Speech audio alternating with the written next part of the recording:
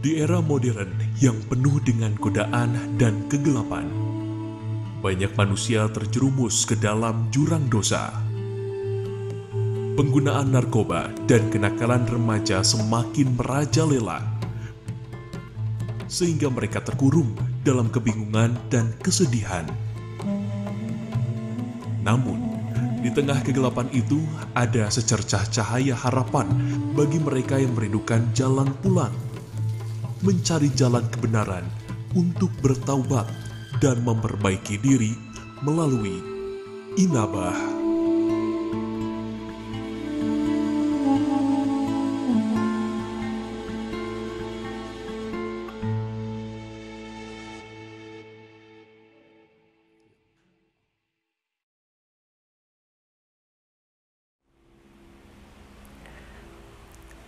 Assalamualaikum warahmatullahi wabarakatuh.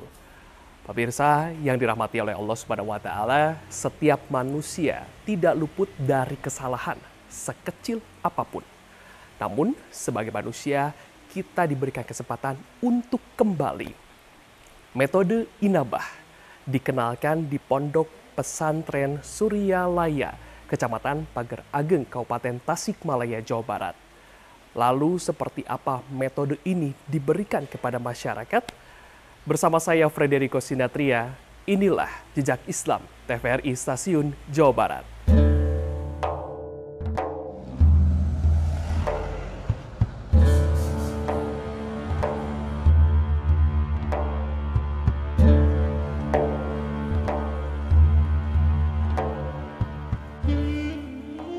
Pondok Pesantren Suryalaya, tempat menimba ilmu agama yang penuh dengan sejarah, yang berada di Tanjung Kerta, Kecamatan Pager Ageng, Kabupaten Tasikmalaya, Jawa Barat ini. Awalnya hanya sebuah masjid kecil yang didirikan pada tahun 1905 oleh seorang tokoh agama yang dikenal dengan Abah Sepuh. Masjid itu kemudian berkembang menjadi sebuah pesantren yang terkenal dengan inabahnya. Sebuah program khusus yang ditujukan untuk membantu orang-orang yang terjerembab dalam jurang kegelapan.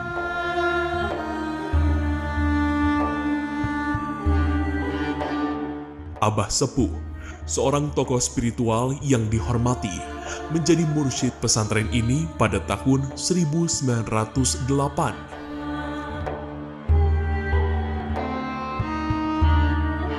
Pesantren Suryalaya dikenal sebagai tarekat Naksabandiyah, sebuah ajaran spiritual yang mengajarkan tentang kesucian hati dan keikhlasan dalam beribadah.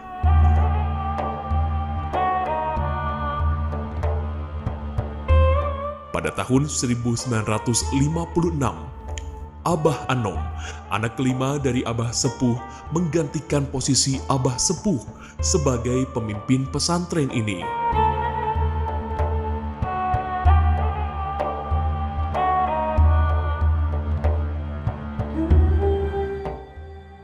Jadi Pondok Pesantren Suryalaya adalah sebuah nama pondok pesantren yang terletak di Dusun Godebag, RT 01 RW 02, Desa Tanjung Kerta, Kecamatan Pager Ageng, Kabupaten Tasikmalaya.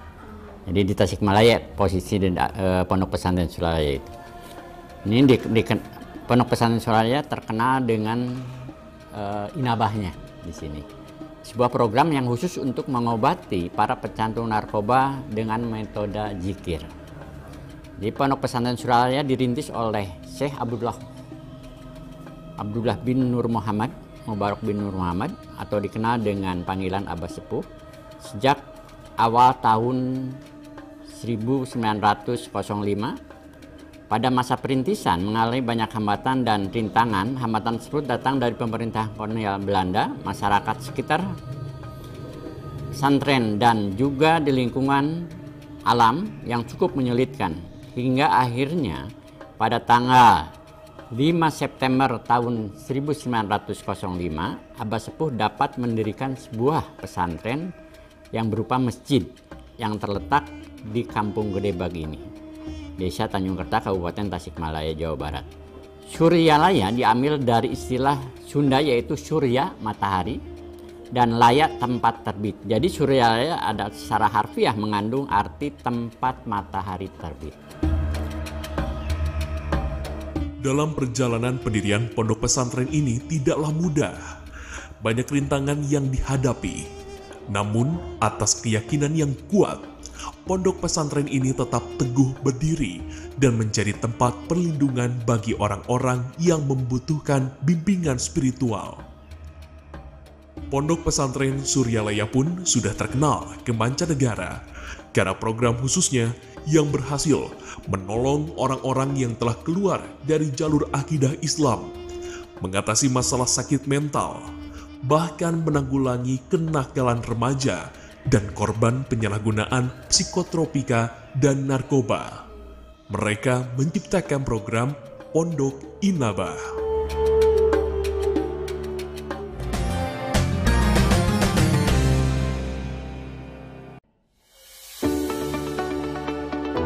Peristiwa terjadi di mana saja dan kapan saja.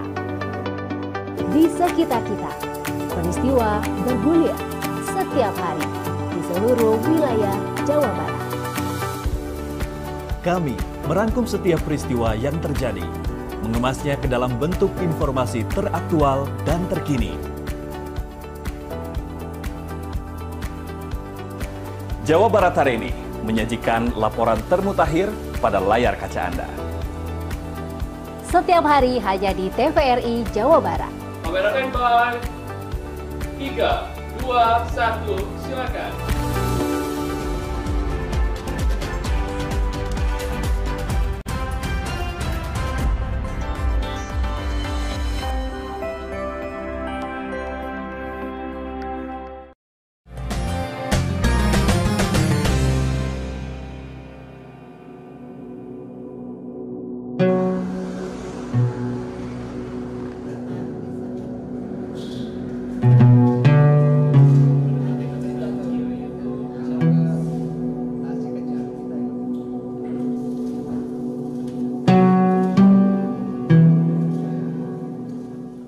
Inabah merupakan istilah dari bahasa Arab, anaba yunibu, yang artinya mengembalikan atau memulihkan. Dalam konteks agama Islam, inabah merujuk pada proses pengembalian atau pemulihan seseorang dari jalan yang menjauhi Allah menuju jalan yang mendekat kepadanya. Menetapkan sesuatu sesuai dengan porsi kita. Istilah inabah juga terdapat dalam Al-Quran, seperti dalam surat Luqman ayat 15, surat Al-Syura ayat 10, dan surat-surat lainnya.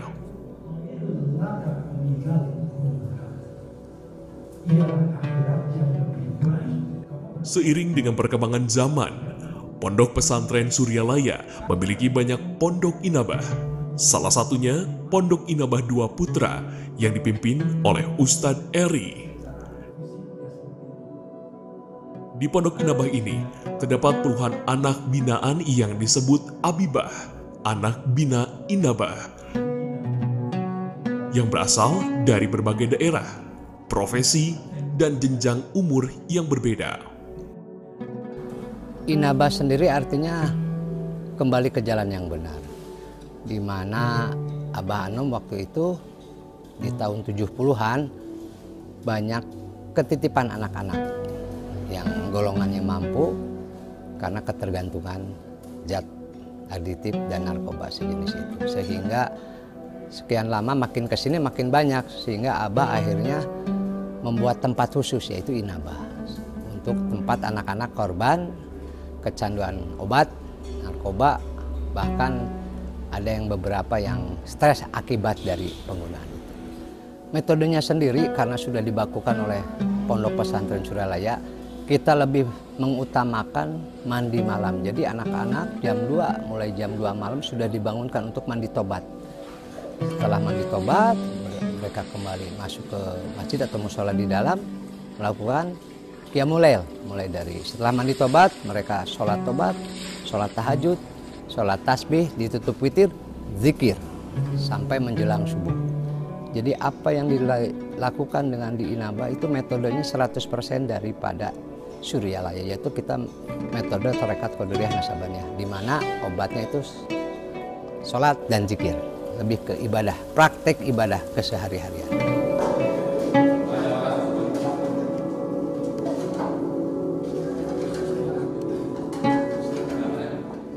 Pondok Inabah telah terbukti menjadi metode yang efektif dalam program rehabilitasi bagi pecandu narkotika, remaja-remaja nakal, dan orang-orang yang mengalami gangguan kejiwaan. Konsep perawatan korban penyalahgunaan obat serta kenakan remaja di Pondok Inabah adalah mengembalikan orang dari perilaku yang selalu menentang kehendak Allah atau maksiat kepada perilaku yang sesuai dengan kehendak Allah atau taat. Ya, keluhan utamanya sebetulnya mereka ingin berhenti ya, ingin dan lain sebagainya. Tapi karena mungkin sudah terbiasa dan lain sebagainya, sulit kalau misalkan di rumah atau di lingkungan. Sehingga akibat efek dari penggunaan zat tersebut sendiri kan mereka sudah macam-macam, kriminal, kejahatan, di rumah ngaco, marah-marah dan sebagainya, sehingga ya orang tua nggak ketahan lah, makanya dimasukkanlah ke tempat rehab seperti ini. Sesuai dengan aturan daripada metode ini adalah minimal 4 bulan, Mbak. Jadi kita itu mengenal yang namanya tahali tajali. Jadi 40 hari pertama, kedua, ketiga. Jadi kalau kita disimpulkan 4 bulan minimal. Jadi 40 hari pertama itu lebih ke membersihkan diri. 40 hari kedua baru mulai mengisi, dan 40 hari ketiga baru mulai fokus khusyuk.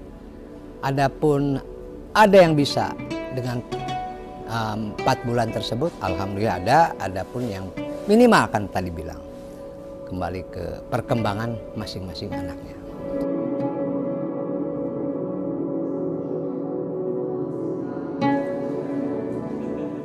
Dengan pendekatan spiritual yang mendalam, para peserta program rehabilitasi di Pondok Inabah diajak untuk merenungkan kembali hubungan mereka dengan Tuhan dan memperbaiki diri secara menyeluruh.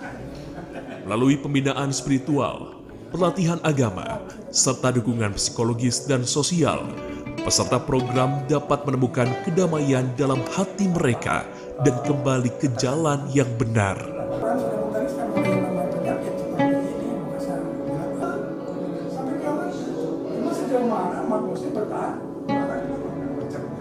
Dari sudut pandang tasawuf, seseorang yang sedang mabuk merupakan gambaran jiwa yang sedang goncang dan terganggu.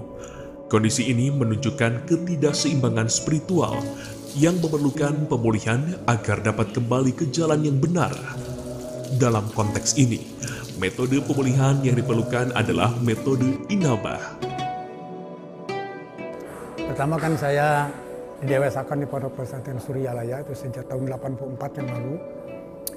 Saya belajar di situ, juga mengajar di situ sampai hari ini. Yang awalnya mungkin karena saya waktu itu selesai masa belajar formal, ditempatkan ikut bekerja di tata usaha di Madrasah Sanawiyah Serba Bakti Pesantren Suryalaya. Nah, ketika di tahun 92 saya juga diminta untuk membantu di Inabah 17 untuk membina anak-anak di lembaga tersebut. Namun kurun beberapa waktu karena kerja ini langkah 2, siang saya harus di sekolah, malam saya harus di lembaga. Saya pikir ini repot dan nggak ada waktu istirahat seperti itu. Maka saya pilih diantaranya untuk mengabdi di Inabah. Alasannya mungkin sederhana sekali. Yang pertama karena memang asas dan dasar saya, pendidikan saya itu di pesantren. Maka di situ ada rasa pengabdian saya terhadap seorang guru yang telah membuat satu lembaga ya, penanganan anak-anak korban narkoba ini, yang memang treatmentnya di sini menggunakan treatment religius, yaitu sesuai dengan apa praktek ibadah yang kita biasa dilaksanakan di pesantren. Metode inabah, baik secara teoritis maupun praktis, didasarkan pada ajaran Al-Quran, hadis, dan ijtihad para ulama. Dalam konteks pemulihan jiwa yang sedang terganggu akibat mabuk, metode inabah mencakup beberapa langkah penting, yakni mandi malam, sholat, talqin, zikir, dan pembinaan. Nah ini relatif Pak masalah itu. Tergantung mungkin background yang dia hadapi sebagai mata kasus ya sebelum dia masuk inabah. Itu pertama. Kedua, terkadang ada yang masuknya ini dalam keadaan masih on, ya, masih pakai. Jadi masih reaksi obat. Bahkan yang datang yang lebih fatal datang selagi dia tuh sakau, putus zat. Nah ini kan terus ini waktunya berbeda. Akan berbeda dengan mereka memang kalau yang sudah datang ke inabah ini, saya udah 1 bulan ini nggak pakai. Ya ini cepat proses adaptasinya, ya. Cepat ini adaptasinya. Beda dengan orang yang begitu datang dia dalam keadaan pakai. Nah, ini dia memerlukan suatu pendekatan yang ekstra. Karena terkadang apa yang dia gunakan kalau zatnya dia tuh bersifat stimulan, tentu agresif ya. Tersinggung dikit kan bisa-bisa dia marah, gimana kan seperti itu. Nah, ataupun yang datangnya suatu zat yang bersifat depresan. Dia tidak bisa ditanya, tidak mau ngomong, tidak mau ini diam. Ini kan pendekatannya lain lagi. Seperti itu. Jadi relatif Pak, ada yang 2 minggu, ada yang 1 bulan baru kenal, bahkan ada yang 2 bulan masih juga belum kita bisa diajak komunikasi seperti itu. Sebagai pembina yang pertama tantangan terberat ini adalah perlawanan. Perlawanan dari anak yang kita bina. Kedua, dia itu bersifat gimana ya? Berpaling muka lah. Berpaling muka, istilahnya di depan dia itu membeli-beli, di belakang dia sudah lain cerita. Kadang-kadang ada yang berinisiatif untuk melarikan diri, gitu kan? Ada juga yang berinisiatif untuk berbuat gimana ya? Berbuat jahat terhadap pembina, apa itu dengan mencelakai atau gimana? Itu tantangan terberat. Ada 3 macam Pak itu. 1 perlawanan, ya 2 ada melakukan aksi-aksi yang bersifat gimana ya? Kalau di dalam istilah kenegaraan itu makar lah, itu. Atau melarikan diri.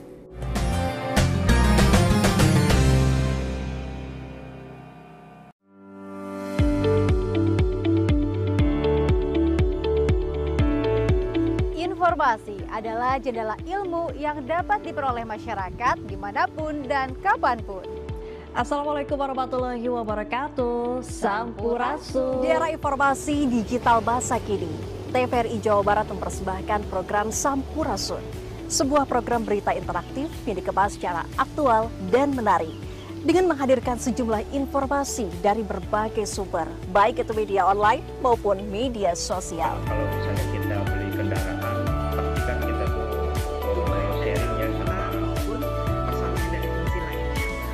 Sampurasun, setiap hari Senin sampai Jumat, pukul 11 waktu Indonesia Barat, hanya di TVRI Jawa Barat.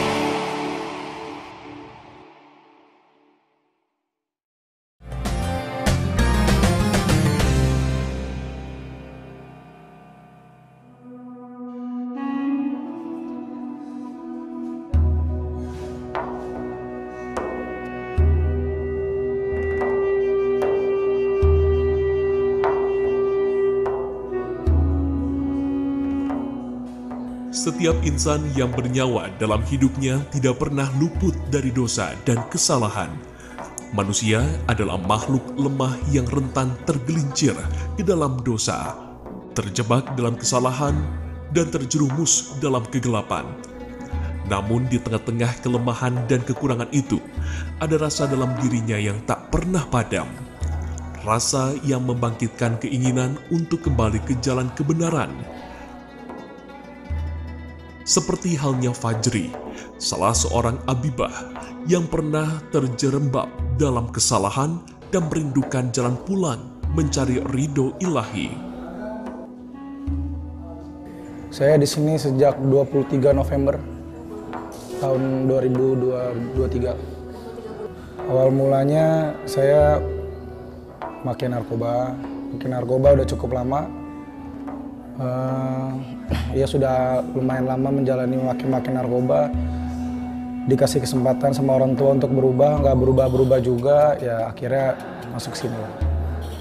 Kesan pertama, kalau dari saya pribadi kaget karena nggak biasa mengikuti kegiatan yang kayak gini gitu. Di luar juga jarang lah sholat, atau di sini ada mandi tobat setiap jam 2 pagi bangun mandi, apalagi itu nggak pernah, jadi kaget aja lah, kaget gitu. Kalau secara batin mungkin dulu di luar kalau nggak make itu pasti saya emosional tinggi, jarang sosialisasi, menyendiri. Sekarang udah masuk sini bertemu orang-orang banyak yang make juga, tapi barang-barang nggak make di sini, jadi sering ngobrol-ngobrol, sharing. Jadi kebiasaan-kebiasaan yang agak-agak mengganggu hilang lah. Buat orang tua saya yang pasti saya mau minta maaf buat selama ini, karena saya belum bisa jadi seseorang yang baik-baik lah. Walaupun saya narkoba atau kayak gimana, saya harap bandelnya saya masih bisa diterima sama keluarga saya. Alhamdulillah keluarga saya masih sayang sama saya, masih peduli. Saya akan manfaatkan kesempatan yang ada. Semoga saya bisa selalu jadi anak yang ujung-ujungnya membahagiakan orang tua. Dalam setiap langkah yang diambil menuju kebenaran, mereka merasakan kehangatan kasih sayang Sang Pencipta. Dengan tekad yang teguh dan kesungguhan hati, mereka berusaha menemukan jalan kembali kepada diri yang suci, kepada fitrah keilahian yang ada dalam diri mereka melalui Pondok Inabah. Jadi di Pondok Inabah ini kita upayakan, jadi semua program-program yang telah ditetapkan dalam kurikulum Inabah ini dapat menyehatkan kembali remaja-remaja yang menjadi korban narkoba tersebut. Jadi dengan upaya-upaya kita menguatkan juga pondok-pondok remaja Inabah ini yang dikelola oleh Yayasan Serba Bakti Pondok Pesantren Suralaya, kita terus meningkatkan pelayanan dan kualitas pembinaan untuk membantu masyarakat korban narkoba tersebut. Ya, saya harapannya sendiri, pondoknya sendiri pengen lebih baik, lebih maju. Dalam arti kata pengen mengembalikan manusia seutuhnya yang berakhlak dan bermental agama. Jadi mari kita sama-sama berusaha mencegah dari keluarga, mencegah dari sekolah, mencegah oleh pemerintah, pihak pemerintah, dan kami di sini adalah ingin berusaha membantu memulihkan mereka-mereka yang terlanjur telah terjerumus ke dalam kancah narkoba seperti ini. Setiap insan yang bernyawa memiliki kesempatan untuk kembali ke jalan kebenaran, meraih ridho ilahi. Kembali kepada diri yang suci adalah awal dari perjalanan spiritual yang penuh makna dan tujuan. Perjalanan menuju kebebasan sesungguhnya di dunia ini dan di akhirat kelak.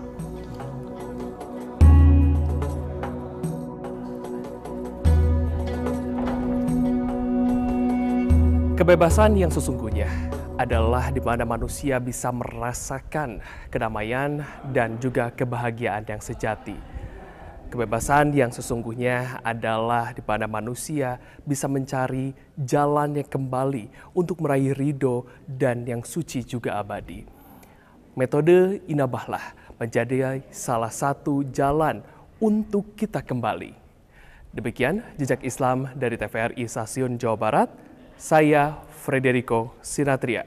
Wassalamualaikum warahmatullahi wabarakatuh.